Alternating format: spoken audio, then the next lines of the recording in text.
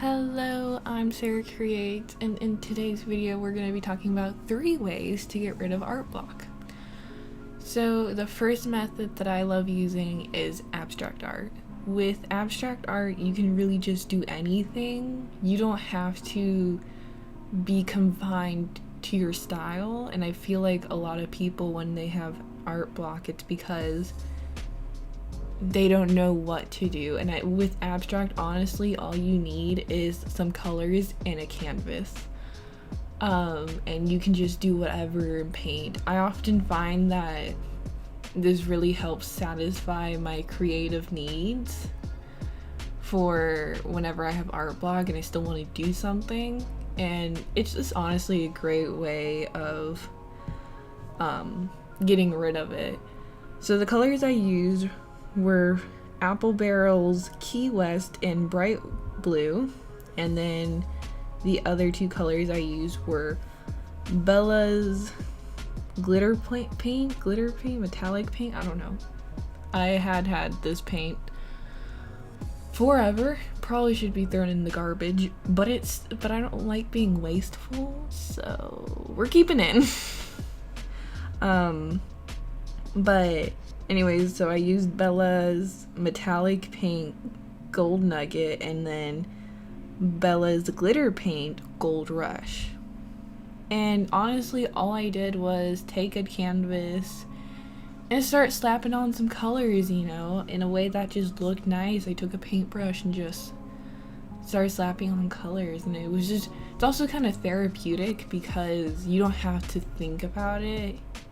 You can just sit there and not think about it.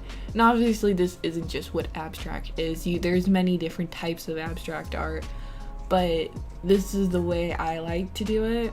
I like just grabbing a canvas and being like, oh, pretty colors, let's just slap them on.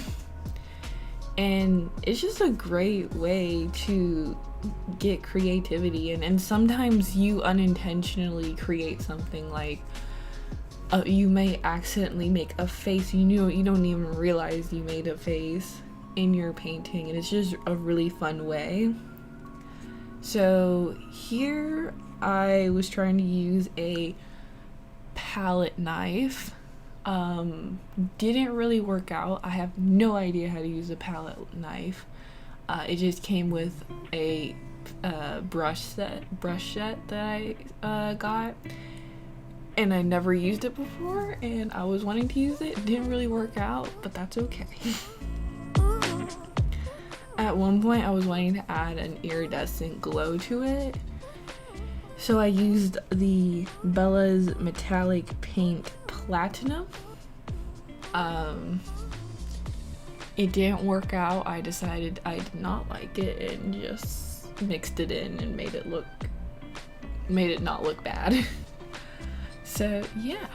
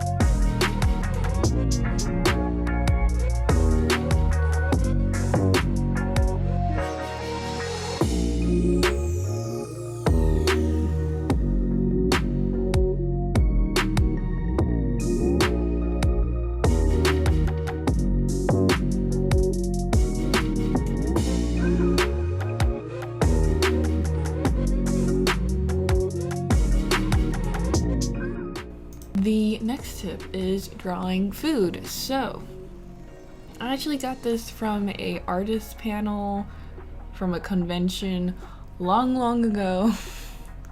And it still stuck to me till this day, but it is honestly a great tip. So basically all you have to do is grab paper or a canvas or whatever you have, take a pen or pencil and start drawing your favorite food or food from a reference. This is honestly just a great drawing exercise too, in my opinion. I think it helps you like see shadows and lights and all that good stuff. So I used pen for this one. You do not have to use pen, but I think using a pen is better because you don't have to you don't have the ability to erase your mistakes or redo something. It's more permanent. So I think that's kind of also a great thing to do.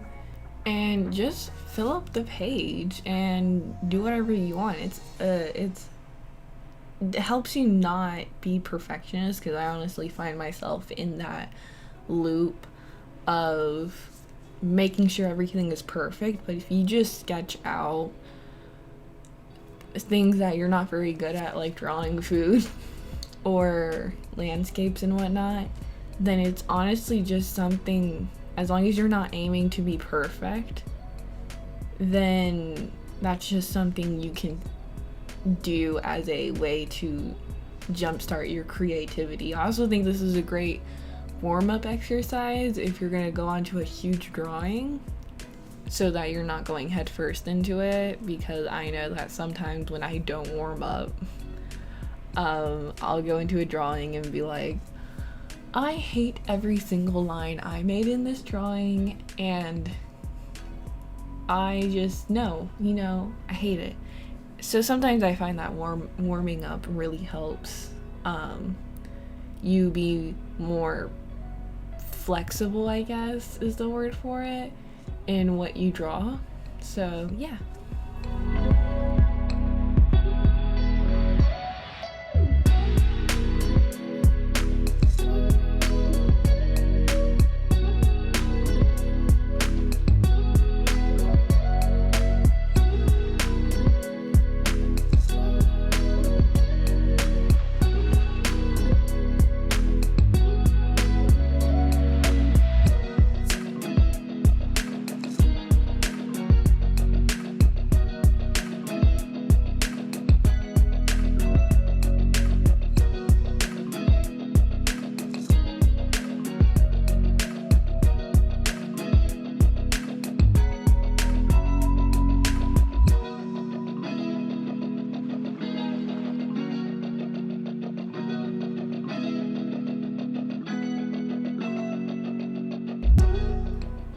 The last way of getting rid of Artblock is doing a DTIYS.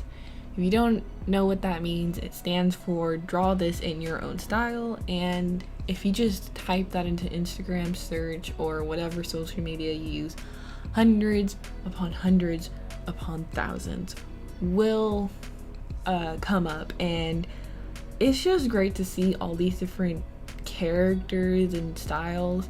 And if you're one of those people like me where you're just, when you have Artblock, you don't know what to draw, this is honestly just a great way of finding characters to draw and inspiration.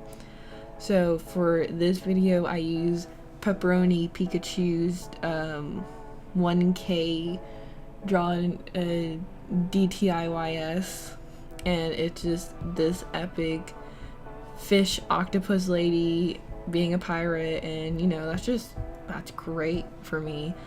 Also want to reiterate that if you do post these to social media, make sure you do read the caption for these, because some of them are contests and some of them have a set line to when you can post, and some of them won't allow you to post anymore. Not allow you, but it's set afterwards. So just be careful of that, and also just read, what the artist rules are on this one. You know, just make sure you don't want to step on anybody's toes, you know, and especially don't claim it as yours. Just be like, hey, I decided to do the Pepperoni Pikachu's DTIYS challenge, and this is how it came out, you know. Make sure you credit them, because it is not your character, it's not your design or anything. This is a different artist's character or design. So I just want to make sure that's reiterated. And I know this was a 3-tip video, but the final tip, and this one's just going to be an in general art tip, is to have fun, because that's what art is to have fun with your art and just get to a way of understanding that you may not always like your art, but if you continuously try to look at your art in a positive and critical way, then you are going to grow as an artist. You can't just look at an art you made or a piece of art that you made and be like, this is trash, I'm never going to be good, because that's not, first off, that's not mentally good for you, and second off, that's not going to help your art. You gotta look at it and be like, okay, what is good and what is not good? Okay, well, the face area is pretty good, but the body proportions aren't good, you know, because you also need to be like, you can't always look at your art in a critical way, because then that's going to be, you might spiral into this, oh, I'm never going to be good at art, I'm never going to be a good artist. But you're not, you are a good artist. You just need to look at both the positive and the negatives of your art, and that's definitely a way you can grow as an artist.